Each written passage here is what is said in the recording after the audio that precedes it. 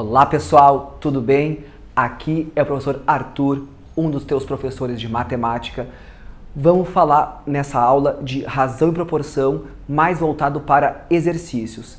Estudaremos duas questões, certo, gente? E que estão totalmente ligadas ao assunto razão e proporção de uma aula anterior. Se ainda não assistiu, dá uma conferida para poder entender muito bem a aula de hoje, que é uma aula de resolução de exercícios, certo?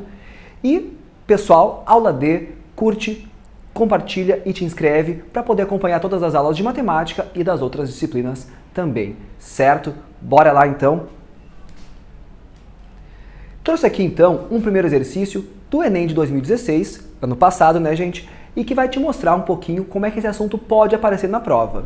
É uma questão interessante, de resolução imediata a partir dos conceitos que nós vimos na aula de razão e proporção. Muito bem, vamos fazer a leitura? 5 marcas de pão integral apresentam as seguintes concentrações de fibra, que é a massa de fibra por massa de pão. Bom, isso aqui é um assunto interessante, né, gente? Nutrição, o pessoal está se cuidando aí para o verão e a questão da saúde. Vamos lá, uma questão boa para a gente até aprender um pouquinho mais sobre o nosso alimento, certo? Marca A. A marca A tem 2 gramas de fibras a cada 50 gramas de pão. A marca B, 5 gramas de fibras a cada 40 gramas de pão. E tem assim sucessivamente, marca C, 5 gramas a cada 100 de pão. Marca D, 6 gramas de fibras a cada 90 de pão. E a marca E, 7 de fibras a cada 70 gramas de pão. Aí, o enunciado diz o seguinte: recomenda-se a ingestão do pão que possui a maior concentração de fibras. Claro, né, gente? Naquelas centenas de gramas de pão, ou dezenas de gramas de pão, tem outros nutrientes, como carboidratos, que a gente não quer tanto. Então, certamente, a ingestão da maior concentração de fibras é algo bom que a gente deva escolher. E a pergunta é justamente qual marca tem que ser escolhida. Qual é a grande questão aqui que vai nos remeter à ideia de razão? Certamente, essas razões estão um pouco complicadas para serem comparadas, né? 2 em 50, 5 em 40. Para ter certeza da melhor razão, e no caso a maior razão, a gente vai tomar razões equivalentes, razões proporcionais a estas dadas. Vamos ver então o seguinte. Para a marca A, nós temos 2 gramas de fibras a cada 50 gramas de pão. Simplificando essa fração, nós temos 1 grama a cada 25. Na marca B, nós temos 50 gramas de fibras a cada 40 gramas de pão. Simplificando por 5 essa fração, nós temos 1 grama de fibra para cada 8 de pão. Por exemplo, entre as marcas A e B, a B é a que tem maior concentração. Ela tem 1 de fibra a cada 8 de pão, certo? A marca C tem 5 gramas de fibras a cada 100 de pão. Simplificando por 5, 1 de fibra a cada 20 de pão. A marca D, 6 em 90, simplificando por 6 essa fração, nós temos 1 em 15. Finalmente, a marca E, 7 gramas de fibras a cada 70 gramas de pão. Simplificando por 7 esta fração, nós temos ali 1 em cada 10.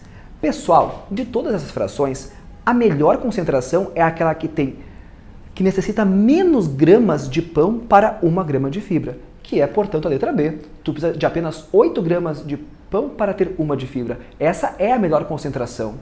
Portanto, a gente volta lá no nosso enunciado e vai marcar que a letra B é a melhor marca a ser escolhida, porque ela tem 1 grama de fibras em apenas 8 de pão. As demais marcas necessitavam uma maior quantidade de gramas de pão para ter 1 grama de fibra.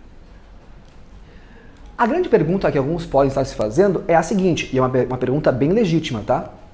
E no caso de frações cujo numerador não é 1? Como assim? Vocês perceberam no exercício que nós vimos que todas as frações simplificadas ficavam 1 para 25, 1 para 8 e assim por diante. Mas pode ser que uma fração não seja simplificada para numerador 1. Essa pergunta é bem importante porque agora vai tratar de um caso mais geral. Enquanto antes tínhamos uma questão particular, aqui fica uma dica, gente, para qualquer tipo de problema. A gente vai transformar as frações em outras equivalentes que tenham o mesmo denominador. Para obter o mesmo denominador, vamos fazer um processo bem importante de frações que se chama mínimo múltiplo comum, chamado MMC. Vou lançar uma perguntinha aqui que é difícil responder com as frações originais. Qual é a maior fração? 3/7 ou 2/5? Essa é uma pergunta importante porque e meio estranha para responder no primeiro momento, porque 3/7 é um pouquinho menos do que metade. 2/5 também é um pouquinho menos do que metade. E a pergunta que fica é, qual é a maior? E nota que são frações justamente que não podem ser simplificadas para frações de numerador 1, certo?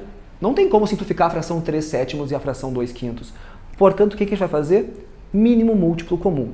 O MMC entre 7 e 5 é 35. Logo, buscando frações de denominador 35, a gente vai obter as seguintes frações. 7 multiplicado por 5 dá 35, então 3 multiplicado por 5, 15. 5 multiplicado por 7 dá 35, então 2 por 7 dá 14. Essas frações são equivalentes às iniciais. Aqui tá fácil saber qual é a maior fração. A maior fração é 15/35. Certo, gente? A gente vai ver agora, então, uma segunda questão que vai tratar sobre o assunto de razão e proporção. Vamos ver, então, exercício 2, pessoal, Enem 2013. Um dos grandes problemas enfrentados nas rodovias brasileiras é o excesso de carga transportada pelos caminhões. Dimensionado para o tráfego dentro dos limites legais de carga, o piso das estradas se deteriora com o peso excessivo dos caminhões. Além disso, o excesso de carga interfere na capacidade de frenagem e no funcionamento da suspensão do veículo, causas frequentes de acidentes. Aqui é aquela introdução que o Enem sempre faz em algumas questões, né, para deixar o aluno ou o candidato ciente das questões. Ciente dessa responsabilidade e com base na experiência adquirida com pesagens, um caminhoneiro sabe que seu caminhão pode carregar, no máximo, 1.500 telhas ou 1.200 tijolos. Considerando que esse caminhão carregado com 900 telhas, quantos tijolos, no máximo, podem ser acrescentados à carga, de modo a não ultrapassar a carga máxima? Pessoal, essa é uma questão com bastante informação, a gente vai destacar as principais informações numéricas do enunciado. A primeira informação é a seguinte: qual é a capacidade máxima do caminhão? Em telhas, 1.500. Em tijolos, 1.200. O que o caminhão já possui? Ele já está carregado, né, gente, com 900 telhas. Portanto, em telhas, o que ainda é suficiente, o que ainda é possível, é 600 telhas. 600 telhas ainda é possível colocar nesse caminhão. Acontece que a gente quer abastecer agora ele com tijolos. Logo, a gente tem que entender essas 600 telhas, a quantos tijolos elas equivalem. Para isso, a gente parte daquela informação que é uma proporção. 1.500 telhas equivalem a 1.200 tijolos. Muito bem. Partindo disso, pessoal, vamos pensar o seguinte: 1.500 equivalente a 1.200 em telhas e tijolos. A gente pode simplificar esses números cortando zerinhos, né? De tal forma que 15 telhas equivalem a 12 tijolos. E ainda, de maneira mais simples, dividindo cada um dos números por 3, nós concluímos que 5 telhas equivalem a 4 tijolos. Acontece que nós queremos uma quantidade de tijolos equivalente a 600 telhas. Para isso, a gente tem que estabelecer uma proporção. Entre 5 e 600, que proporção nós possuímos? Bom, a gente vai dividir 600 por 5. 600 dividido por 5 é 120. Em outras palavras, 600 telhas são 120 vezes maior do que 5 telhas. Logo, eu preciso de um número que seja 120 vezes maior do que 4 tijolos, ou seja, 480. Portanto, 480 tijolos equivalem a 600 telhas, e assim a gente volta lá para o nosso enunciado e vamos ter o seguinte: letra D, 480 tijolos, essa é a alternativa certa. Belezinha, galera? 2 questões do Enem, mais um comentário importante sobre comparação de frações e tamo feito no conteúdo Razão e Proporção. Valeu!